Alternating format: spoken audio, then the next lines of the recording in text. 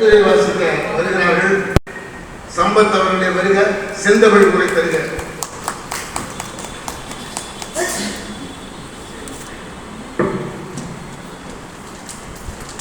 செந்தமிழே உயிரே கரும்பே நரும் தேனே சேனை மூச்சினை உனக்களித்தேனே நீ நைந்தாய் இனி நைந்து போல் என் வாழ்வில் நன்னிலை உனக்கெனி எனக்கும் தான். என்னை நன்றாக இறைவன் படைத்தவன் தன்னை நன்றாக தமிழ் செய்யுமாறு அந்தமான் தமிழர் சங்கமும் தமிழ்த்தாய் அறக்கட்டளை சேர்ந்து அருமையாக நடத்துகின்ற இந்த உலக தாய்மொழி தினத்தை அருமையாக கொண்டாடி கொண்டிருக்கின்றார்கள். அதற்கு உறுதுணையாக இருக்கின்ற அருமையான இந்த மண்டபம் எங்கள் தமிழகத்திலே திருமண மண்டபமாக இருக்கின்ற நிலையில் இருக்கும். ஆனால் தமிழ் சங்கத்திற்கென்று தமிழர் சங்கத்திற்கென்று ஒரு மண்டபத்தை அமைத்து சீரும் சிறப்புமாக நடத்துகின்ற அந்த சிறப்பு அந்தமானுக்குத்தான் உரியது என்பதனை நான் உறுதியாக கொள்கின்றேன். நம்முடைய உடையார்களின் குணா அவர்கள் தமிழுக்கே அவர் உடையார், தமிழ் மொழிக்கே உடையார். ஆதலால் அவருடைய குணம் என்பது தமிழை செம்மைப்படுத்த வேண்டும். தமிழருடைய சாவு திருவள்ளுவன் சிலையை உலகமெங்கும் படிக்க வேண்டும் என்ற ஒரே முயற்சியாக இருக்கின்றார். அப்படிப்பட்ட அருமையான இந்த முயற்சியை எடுத்துக்கொண்டு உலக நாடுகளெல்லாம் திருவள்ளுவர் சிலையை நிறுவி தமிழை பரப்பிக் கொண்டு வருகின்ற ஐயா அவர்களுக்கும் மற்றும் அவரோடு துணையாக இருந்து செயல்படுகின்ற தமிழ்ச்சங்கத்தினுடைய தலைவர் பாரதியார் தமிழ்ச்சங்கத்தின் தலைவர் ஐயா அவர்களும் விடாது ஒவ்வொரு மாதமும் தன்னுடைய தமிழ்ச்சங்கத்தை எந்த இடர்பாடு ஏற்பட்டாலும் அவற்றையெல்லாம் தூக்கி எதிர்த்துவிட்டு செயல்படுத்திக் கொண்டு வருகின்ற ஐயா அவர்களுக்கும் மற்றும் இந்த தமிழர் சங்கத்தை அந்தமானிலே அருமையாக நடத்தி கொண்டு வருகின்ற தமிழர் பெருமக்களாக செயல்படுகின்ற அனைத்து அன்பு உள்ளங்களுக்கும் நன்றியும் வாழ்க்கையை தெரிவித்துக் கொள்கின்றேன். பாரதி கூறுவான், தமிழுக்கு தொண்டு செய்வோன் சாவதில்லை, தமிழ்கவி பாரதிதான் செத்ததுண்டோ என்று பாரதிதாசன் கூறுவார். அதுபோன்று தமிழுக்கு தொண்டு செய்வதும் என்றும் செத்ததில்லை என்று சொல்வார்கள். அதுபோன்று தமிழ் தொண்டு செய்ய வேண்டும். பெற்றாவது பிறகாது பெற்ற தாயும் பிறந்த பொன்னாடு நற்றவர் வாணியும் நனி சிறந்தனவே என்று சொல்வார் பாரதியார். அதுபோன்று பெற்ற தாய், அதற்கு அடுத்தது நம்முடைய மொழி தாய்மொழி. அந்த தாய்மொழி என்பது நம்முடைய கண்களை போன்றது, அயல்மொழி என்பது கண்ணாடியை போன்றது என்று சொல்வார்கள். நம்முடைய தாய்மொழி என்பது தன்னுடைய உயிருக்கும் தன்னுடைய உயிரையும் உணர்வையும் வளர்க்கக்கூடியது. ஒருவனுடைய கனவிலும் நனவிலும் நிலைத்து நிற்கக்கூடியது இந்த தாய்மொழி. அப்படிப்பட்ட அந்த தாய்மொழியை மறந்தவன் தாயை மறந்தவனாக கருதப்படுவான். அந்த நிலையிலே தாய்மொழியாக தமிழை பேசுவதற்கு நாம் கூசுகின்றோம், நாடுகின்றோம். அழகாக பாரதிதாசன் கூறுவார், நடந்து வரும் தங்களிலே புனிதாயில்லை, மாந்தோப்பின் நேராயில்லை, ஆனால் தமிழகத்தில் தமிழ் தெருவில் தமிழ்தான் இல்லை என்று சொல்வார்.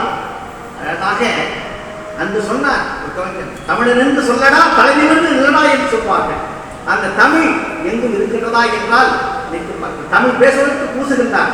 அழகாக ஒரு கவிஞன் கூறுவான், மனவினையில் தமிழ் உண்டா, பிறவினையில் தமிழ் உண்டா, பைபாரதம் வாழ்மொழியில் தமிழ் உண்டா, ஆவணத்தின் பிழைவோல் தமிழ் உண்டு, கோயில் சென்றால் கடவுளும் தமிழற்கு பூசுகின்றார் அப்படி என்று சொல்வார்.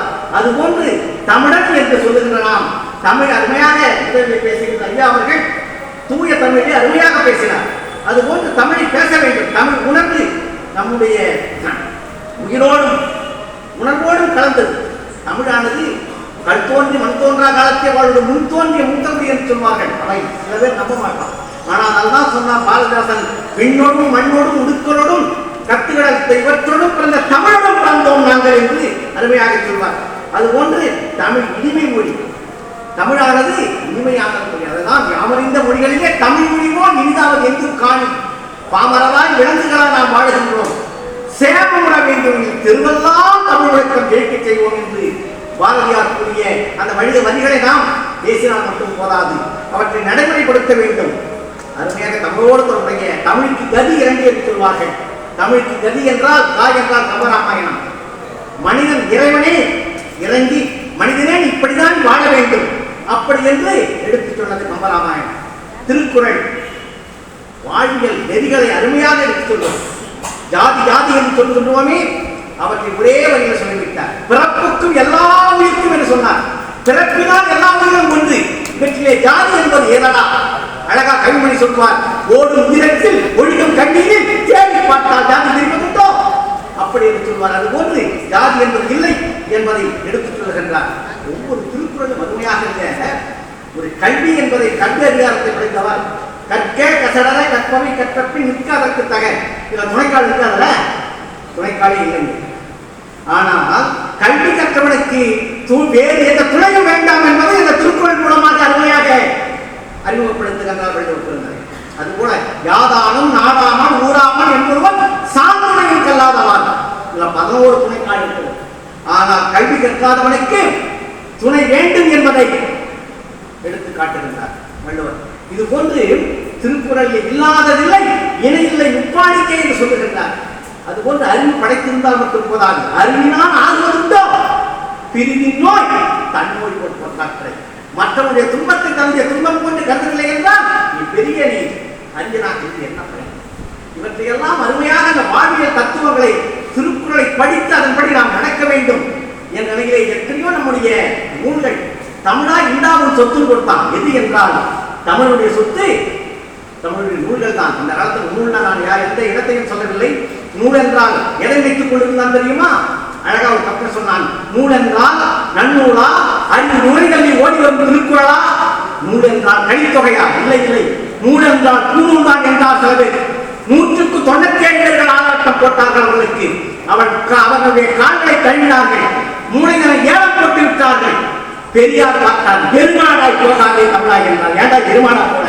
நூல் என்றால் நூல் மட்டும் இல்லடா, எத்தனையோ நூல்கள், அருமையான நூல்கள் இருக்கின்றது. அவற்றையெல்லாம் படி, அறிவற்றம் காக்கும் கருவி செருவார்க்கும் உள்ளழிக்கலாக ஆரம்பித்து சொல்வார் வள்ளுவர். அதுபோல அறிவுதான் உன்னை காக்கின்ற கருவி. ஏன் மூடத்தனமாக இருக்கின்றாய் என்று சொல்லுகின்றார். இப்படிப்பட்ட நிலையிலே அருமையான